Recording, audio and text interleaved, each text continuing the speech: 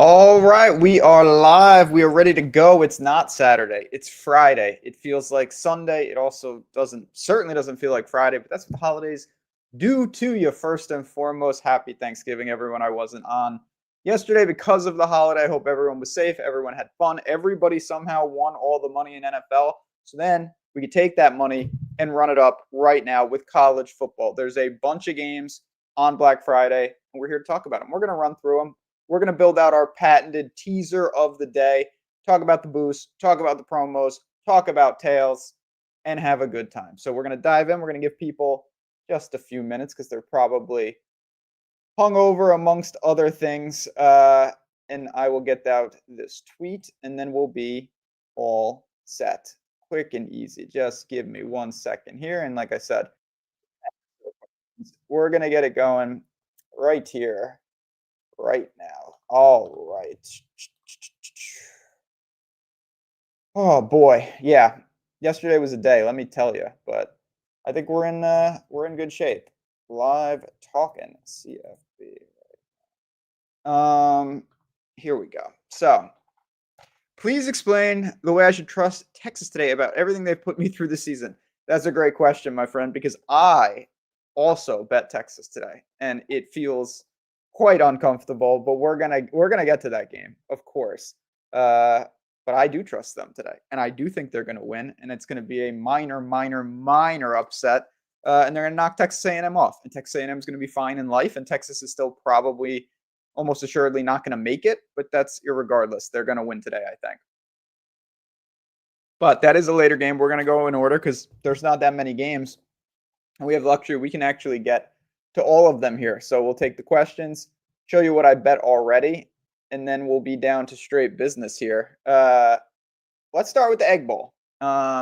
Need a 2 to 3 money line lock parlay. I want to get my expert. Yeah, I feel this. Let's go. We got you covered right here. It might be a little Ole Miss action because I do think they're going to grind this out. Like I said, it's the Egg Bowl today. Ole Miss hitting the road in Starkville to take on their bitter rivals. Who knows where Ole Miss's coaching carousel will land them in the future, but they do sit at a very lofty 10-1 with the lone loss at Georgia. No shame there. Since Georgia, they beat Oklahoma, which aged really nicely. South Carolina and the Citadel, not as nicely, but that doesn't really matter. Beat Florida. They're doing everything they need to do. Now, Mississippi State on the other side has had a better year than I would have thought, but they did start 4-0, and they've lost 6 of 7. It hasn't been great. Their only win was a 3-point win to Arkansas. The defense has fallen apart. They've given up 45, 35, 41, and 49 in the last 4 weeks. I don't know if they're going to be able to slow down Ole Miss. So that is step one here. Now, 7.5, you do see it is juiced on the other side. So this could tick to 7 at any moment. Let's see where it is here. It already has ticked to 7 on DraftKings. If you want to lay the points, you're looking at minus 300-ish, minus 280. So there you go. If you're looking for that money line parlay, and there are some boosts and promos that can help you out in there. I don't have anything glamorous to say about the game. I think ultimately Ole Miss's offense will find ways. It's clearly a rivalry game. We know all this. And Mississippi State has represented themselves really well this year against some elite competition. There's no doubt. And they haven't won those games, but they were right there against Texas. They were there against Tennessee. Georgia was pretty bad. A&M was pretty bad. This is probably in the middle there, but honestly, I think these are pretty efficient lines. Doesn't mean we can't look to Ole Miss on that money line as a piece. Will I go tomorrow morning as well? I may give you some brief thoughts, but I will be live again. I misread your message, so just don't listen to me. Yes, I will be live tomorrow. Yes, absolutely, my friend. It's just post-Thanksgiving, my brain does not work. I will be live tomorrow. So we're focusing on Friday right now. And yeah, so let's get it started right here. If you want a game in the early Egg Bowl, 11:58 kickoff apparently. It's nothing too exciting. It's going to be something like this. Not together. I guess you could do it together, but Ole Miss is a moneyline parlay piece. We'll construct that at the end of the show. All right. Utah and Kansas. Utah, I would say, and I'm going to do this for reference, just to show you what teams where they're at. So Ole Miss, heavy favorite to make the playoff. Look at this, minus 430. Utah's about 5-1, I believe. Okay, plus 410 to make the playoffs. So they have some equity. but you're, talking 15, 20% at best. Obviously, that drops to 0.0% if they lose this game. I don't expect them to lose this game. The one thing about Utah right now, they are absolutely rolling on offense. It's not a defensive Utah Utes team that we're used to. Crazy points. In the last 4 games, 53, 45, 55, and 51 they've scored. They allowed 47 to Kansas State. They allowed 28 to Baylor. No real shame there. Absolutely massacred Cincinnati. And then I'm not even going to talk about Colorado. They're not worthy of being mentioned. Kansas at home, looking to go 6-6. Bowl eligibility probably on the line. 2 straight road games. They come home. I don't really know what they have left, and I'm not sure they're the caliber here. They've lost 4 of 5, and their lone win was Oklahoma State, who has a whopping 0 wins against FBS competition this year. But maybe we can attack the over at 60.5. Let's see what it is on DraftKings as well, because I tell you what, the way that no available bets, that seems misleading. I don't think that's accurate, DraftKings. I'm going to refresh this. But the thing about Utah right now, how many points can they give us just on their side? I mean, they've been absolutely fantastic on offense for about a month now. And I look at this at 60.5, slightly juiced to the over, 60.5 minus 110. I'm going to go there because I think you could look to a Utah team total, but just doing the math in my head, you're talking about that's about 35. It's going to be around that if we look for their team total. I certainly think they can get there. If it's 35 and a hook, 35 and a hook. So, 38, 42, 41, all those type of points are going to do it for us. And then it's just a question of how often does Utah clear this but not clear the game total? So what would you rather do? Would you rather have the extra equity that Kansas gives you, say, 28, 34, something like that, and then it lowers Utah's team total? Or would you say, I don't want to get in a situation where Utah wins 42-10 and or 38-14, and I don't have enough points for the over, but Utah eclipses their team total? I prefer this one at minus 110. I do think Kansas will score. I don't think Utah blows them out. And if the game is completely sluggish, not that we want that, but no matter what you pick, whether it's the over or the team total, you're gonna lose. I think Utah clears that team total. I don't think Kansas will be so inept that they can't give us 24 or whatnot. So you can structure it either way. Utah's just been extremely explosive with that offense. So give me the Utes in some fashion. If it starts slow, maybe you pick them up live. But yeah, Utah's in a good spot, and they continue to put up points in bunches. Iowa and Nebraska. Honestly, I really don't have anything here. Iowa plays such an ugly style. I guess I would look to an under, but this is such a low number. Nebraska's absolutely horrendous. It's a really tough sell for me. I was bullish on Nebraska this year. 7-4 is not the worst thing I've ever seen, but they just never made a mark. They were not able to get it done against any ranked teams. They were blown out at Penn State. Pretty bad game. I'd say pass. If you guys want to circle back to it at the end, we can. I'd rather talk about Kent State, who deserves a lot of credit this year. Kent State has been awesome, and they've been one of the bigger overachievers compared to where they are. UMass took their crown for the worst team of all time. Kent State's 4-7. Kent State has won a road game this year. I know these things sound trivial, but these are like multi-year droughts that they handled. Now, Northern Illinois is pretty bad. 2-5 in the MAC, 3-8 overall, and here's their wins. They beat Holy Cross to open the year by 2 points. Holy Cross is an FCS school. They beat UMass by 42 points. UMass is the single worst team I've ever seen. I'm not even exaggerating. And they beat Ball State by 14. Ball State is 4-7 in the MAC as well. All of those were at home. They are at home here, so I will admit that. I like the points with Kent State, though. I think these are two awful teams. They're not even awful. They're just straight bad. It's not even to take shots at them.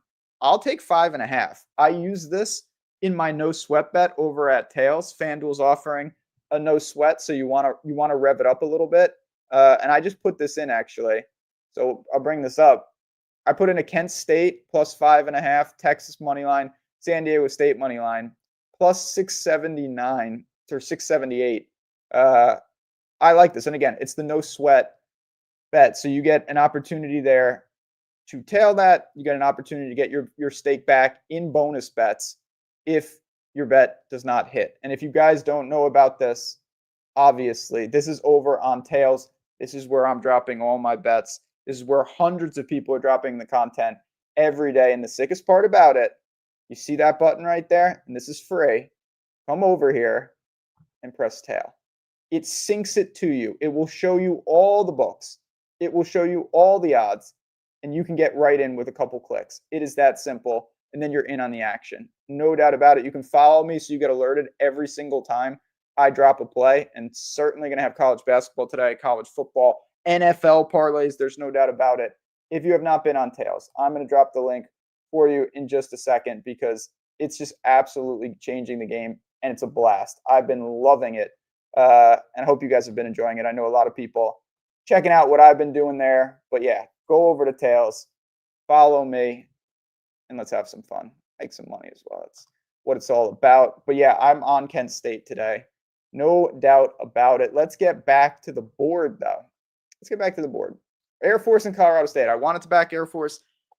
We can keep digging, and if I do get anything, I will alert people on Tails, but I'm pretty certain that Air Force's quarterback is still hurt. It was such a disaster without him. It's really hard for me to have much of an interest in this Falcons team without him. Maybe it's just me and Falcons because the Atlanta Falcons always kill me. Air Force has killed me this year. I'm pretty sure Bowling Green didn't help me. But yeah, they scored 3 points against New Mexico, and they really missed the quarterback. Air Force, last week, they had 51 yards passing, and they only rushed for 2.3 yards per carry. That's not going to get it done for a triple option school. Colorado State has fallen on hard times. They're bad. These are two bad teams. If you want to go with the single lane that Air Force absolutely just guts them on the ground, I totally get that. There is definitely a case to be made that that's exactly what happens because Colorado State has serious issues. But it is hard to back a team like Air Force right now with no real identity. A couple of years ago, they were very legitimate. This year, not great. But I'm just going to pull up very quickly for you just a couple of metrics. I will do our due diligence here with Colorado State because, like I said, it's been pretty bad. Colorado, yeah. So this is why it's no surprise that you still see Air Force as a slight favorite. Colorado State on the year is giving up 5.4 yards per attempt on the ground. It's 130th in the country. That's so horrendously bad. I can't even overstate or understand. I don't know which one it is. I'm stating that it's really bad. So I still think even with the inept quarterback play, you might want to look at Air Force. I have not bet them. I don't know if I will. There's a chance, though, just having seen that. We're going to get to Texas A&M and Texas in just a minute, but I'm going with the Longhorns. Let's talk about North Texas first. We had somebody. Oh, Rich asked us, what do we think of North Texas? Well, again, let's think about this. Not that this means that they're going to win, but they certainly can't be looking past anything at this point. They're a straight coin flip to make the college football playoff. North Texas has battled back. Now, it is a lot of points. If you're going to do it, the time is now because they've been taking money. They're certainly taking right now, and you don't want to get over 3 touchdowns. North Texas is crazy explosive, super offense. At times, legitimately anti-defense. They gave up 63 points in their loss. They have scored 53 or more points in 4 of 5. That's just crazy. I mean, that's a lot of points. They are maybe the most explosive offense in the country relative to competition. Temple's no pushover. Temple's 5-6. They're fighting, but they just don't have the horses. They just lost by 24 to Tulane. That was at home. They lost to Army. They lost by 31 to ECU. They've beaten up on some pretty bad teams. They beat UMass. That's, as we talked about. They beat Howard. That's an FCS school. UTSA, that's a quality win relative to the league. But even UTSA, they're 6-5 on the season. Let's not get crazy. They beat Charlotte. Charlotte's 0-7 in the conference and 1-10 on the season. And they beat Tulsa. Tulsa's 1-6 in the conference, 4-7 on the year. Temple really has no identity. It's just a matter of, does North Texas win by 18, 24, 16, 12, 39? I don't really know. But when you score this many points, 20.5 is diluted. So this is another game. If you want to go teaser style, which hint hint, I think we might be doing. But yeah, North Texas, crazy implied total, mean green or pass for me. Now,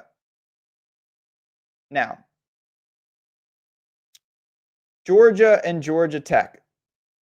Georgia Tech last week was extremely disappointing. I was very sure that they were going to win. And they were down 28-0 instantly, and then they started to play football. And they battled all the way back. And I'm pretty convinced they would have won. And then Haynes King threw a 100-yard interception for a touchdown, and that ended basically all hope. And for them, all hope has been extinguished. They are, I don't even know if they're on this thing. They shouldn't be, because they're not going to make the playoff. They're 55-1 to make the playoff. They're drawing to like multiple teams just get wiped off the face of the earth or something, or they expand the playoff in real time. They're not going to make it. Georgia has no margin for error, but they're also minus 600 to win this game in Atlanta, blah, blah, blah. Dogs are pass, teaser piece, pretty simple. Georgia will wear them down. I'd lean to the over the under, just because Georgia has started slow. And Georgia Tech's defense, as you saw what Pittsburgh did to them, Georgia Tech's defense is just not that good. I was really backing them. And on the flip side, Georgia's defense relative to Georgia is not that good this year. They have given up points in bunches to a lot of teams, particularly early. We saw Ole Miss absolutely destroy them for at least a couple quarters on defense, and then they settled in a bit, made the stops when they needed to. But Georgia gives up points. So if Georgia Tech can give us 20, 24, I think we get there. And I do think that's possible. I also think it's possible that Georgia scores 40 points on their own. Maybe a Georgia team total. Let's see what that is. Again, it's going to be in that same range of like a 30, I don't know, 33 maybe. I'm trying to do this in my head. 37.5. So that's, yeah, there you go. 37, 23 for Georgia, 22.5. Yep. I actually don't mind that. 38 points for the dogs. You see, they're taking money. Look at this, it's steaming already. Just me saying it, maybe. This could go on the card. I actually do not mind this. And Georgia as a greasy parlay piece also is playable. San Diego State and New Mexico. I did put New Mexico, as I mentioned, into one of my bets already. Or New Mexico, I'm sorry. I put San Diego State in my bet already. It's just New Mexico is a quality team. I have nothing to say bad about them. It's just more I wasn't super impressed with their level of competition. And it's not that they're playing the same teams, but in terms of who New Mexico has beaten, obviously score differential, you don't want to play that game. It's a slippery slope, but I do want to go through this as an 8-3 football team. So they lost to San Jose State, they lost to Boise State, they lost to Michigan. Okay, blah, blah, blah. Here's the 5-game win streak. They beat Nevada by 2 points. Nevada's 3-8. They beat Utah State by 19. That's pretty solid. Utah State's a middle of the pack team. They went on the road and they beat UNLV. That's a fantastic win. They won by 5, 40-35 in that game. That's a really impressive win. There's no doubt about it. Now, you look at the game, UNLV had 3 turnovers in that game. They probably should have won, but they didn't. That's whatever. They beat Colorado State at home by 3 points. That's horrendous. And then they beat Air Force with no quarterback last week, 20-3. I'm not super impressed by that. San Diego State is a 9-2 football team. They lost to Hawaii out there. That's a horrible trip. They lost to Washington State early in the year. Other than that, they beat Cal 34-0. Got through Northern Illinois, beat Colorado State by 21, beat Nevada on the road by 34, beat Fresno on the road by 23, beat Wyoming by 17, beat Boise by 10, and they beat San Jose State by 22 last week. Really impressive double-digit wins in the majority of these games. Now, San Jose State's fallen on hard times, but the rest of that was pretty quality. Boise State, Wyoming's somewhat middle of the pack, Fresno's 7-4, and they crushed Nevada. They crushed Colorado State. I like this team. They're defensively sound. Quarterback play is not the most prolific, but they can run the ball. Lucky Sutton's a good player. I like the Aztecs in this game. All right, let's keep it going here. We're almost to the big game. Don't worry. It's on the screen. We're going to be there in two minutes. Boise State and Utah State. Honestly, I'll save us some time here. I'm passing on this game. I don't have a feel. Two irrelevant teams in the Mountain West. And I'll probably pass on this game. Indiana and Purdue. Indiana can name their score. It's a rivalry game. Indiana tends to show no mercy, so it's hard to even think of Purdue in like a teaser piece or anything because Purdue's horrendous. Pass. Texas A&M and Texas. Here's the game. Game of the day. Well, it's simple for me. I'm betting Texas, no doubt about it. Money line or spread or both. I like the spot for the Longhorns. But let's talk about the teams. So, Texas A&M is undefeated. They've been absolutely fantastic. I'm not going to try to take apart what they're doing, A, because I like them, and B, Texas A&M is undefeated. Now, all right, early in the year, they beat Notre Dame by 1 point on the road. It aged nicely. At the time, it didn't look great. Notre Dame already had a loss, and now they had two. SEC schedule, favorable, I would say. This team dodged Georgia. This team dodged Ole Miss. This team dodged Alabama. So they're big wins on the year. They beat LSU on the road, crushed them. But LSU was falling apart, and that was part of the catalyst. Texas A&M took their soul, and Brian Kelly got fired pretty recently, right after that game. Missouri on the road. Impressive. Crushed them again. Missouri also kind of fallen on some hard times relative to they were rolling at home. And in that game, Texas A&M had Missouri had no quarterback. Matt Zollers played. He had under 100 yards passing. So you look at it, and A&M has handled their business in recent weeks. They were down, we all saw, I think it was 28-0 at halftime or whatever the other day against South Carolina, and they rallied and they won. They've answered the challenge at every point they needed to. They have a couple, not fatal flaws, but flaws. They commit a ton of penalties, and their turnover margin is not great. So that is concerning if you're an A&M backer, probably more for the playoffs than this, because Texas A&M is in. Doesn't really matter what happens here. Texas is probably out no matter what. But it's a huge game. They're undefeated at home. They're certainly going to be up for the game. I'm not worried about anything like that. And they do have an outside chance if like Auburn wins and Michigan gets crushed, Vanderbilt loses, some of those type of teams. Yeah, Texas 25-1. It's not impossible by any stretch. Unlikely, but not impossible. And if they win, obviously that number is going to go down. So let's talk about Texas. They start the season at Ohio State and they lose. That's aged very nicely. Ohio State's potentially the best team in the country. Arch, it is what it is. Rattles off some games. They lose at Florida. That's a pretty bad loss. He was terrible in that game. Then they beat Oklahoma. They get on a run. They beat Vanderbilt. They go to Georgia and they get pretty much crushed. And that's the third loss. So the losses at Ohio State, at Georgia, and at Florida. Two elite losses and one loss. So I look at Texas. They've been strong at home. They are healthy outside of Anthony Hill, who I really hope plays. He's an elite talent. We will see. He broke a bone apparently in his hand. He's a linebacker. They could use him, no doubt about it. A&M's missing a couple pieces here and there, but mostly both teams are intact. I look at Texas. You can't run on them. They commit a lot of penalties, but their turnover margin's fantastic. They can force a lot of turnovers. And whether it's lucky or not, turnovers are high variance. But that can be the difference in these games. If Texas wins the turnover battle, I think they have a very good shot. If they lose the turnover battle, like most teams, look at the Ravens last night, you have no chance if you commit 3 or 4 turnovers. But I look at Texas, and personnel-wise, they can handle A&M. Hostile environment. Texas has rolled at home. You could say level of competition. Who's really come in there because Oklahoma's neutral. I get it. I'll take the points. I'll take the money line. I'll use Texas on the boost today. What do I think of the Texas A&M plus 3.5 bet? Obviously I'm on the other side. I totally get it, but You shouldn't, or you can do whatever you want. I would never recommend teasing through 0 though. You just give up you give up a lot of equity if you do that. So it's just about the number you get, but Texas A&M at plus 3.5 is going to be very juiced.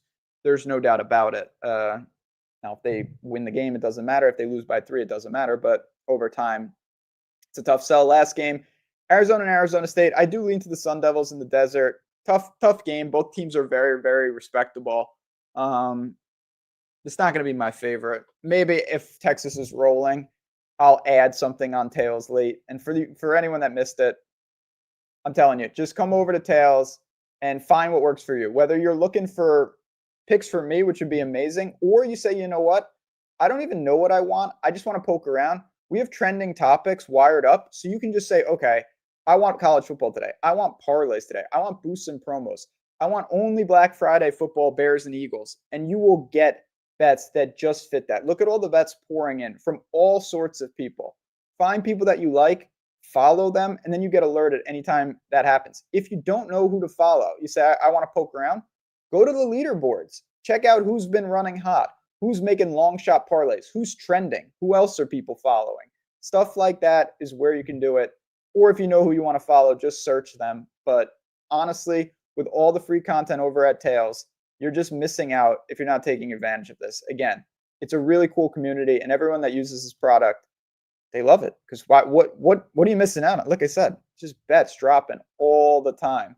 Really, really fun. You can find me over there at JazzRaz, of course. Give me a follow. Have some fun with it. All right. We've gone through these games. There's only one thing left to do, friends. It's to build the teaser. If Laffy was here, which he is not, I would tell him to make some sound effects. Here we go. Eating the ducks. Yeah, I don't know why that's a sound effect. All right, let's whip one up here. It might have to be a 2-day teaser. I'm not going to lie, but we could get it started today. Look at Kent State. They just moved. I'm getting some closing line value there. I like that. All right. Here we go. Here we go. North Texas, Georgia. That's 2. You could make a case for Texas, but I'm already so exposed to Texas that I don't really want to do that, to be completely honest. I'm going to go into Saturday real quick to make the teaser. I know we haven't talked about these games, but I'm going to have to do that on the fly. It's just a product of what we're doing here.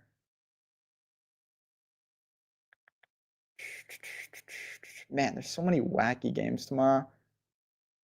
All right, let's see what we can find. Let's see what we can find. A lot of these I don't want to cross like this, even though I do like that.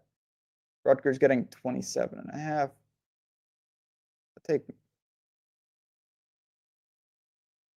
take Minnesota, the 38-point total here.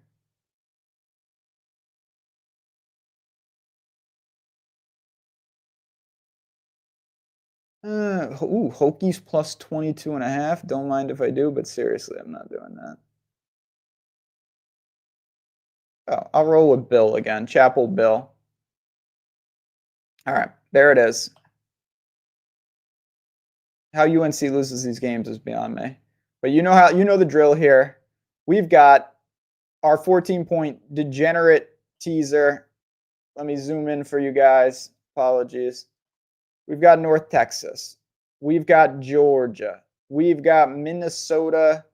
And we got UNC. 2 today, 2 tomorrow. A 2-day sweat. We are in business. It'll be posted on Tails momentarily. So if you want to tail it, you can do so right there in just a few minutes. Simple and easy as that. Friends, holiday weekend is ensuing. Hopefully you're off from work. You get a chance to watch these games, have some fun, and come sweat bets with us all day here on Tails. If you have any questions for me about the platform, about the bets, about life, you know where to find me at JazzRaz Bets, right over on X, and of course, as part of the Stochastic and Tails family. Thanks to you. Thanks for hopping in with me, man. This show is so much more fun because we have such a good audience. It streams a couple different places, but just all the people checking it out, asking questions. That's what makes it fun. So I appreciate that. Appreciate you guys hanging out. Let me talk a little college football before the games kick off. You got a nice hour to go do what you need to do, and then the games begin. So on that note, friends, let's make some money today, find some edges, cash some tickets, and have some fun. Thanks for tuning in. I'll see you guys bright and early tomorrow. We'll recap all this. We'll talk about Saturday, same time, same place.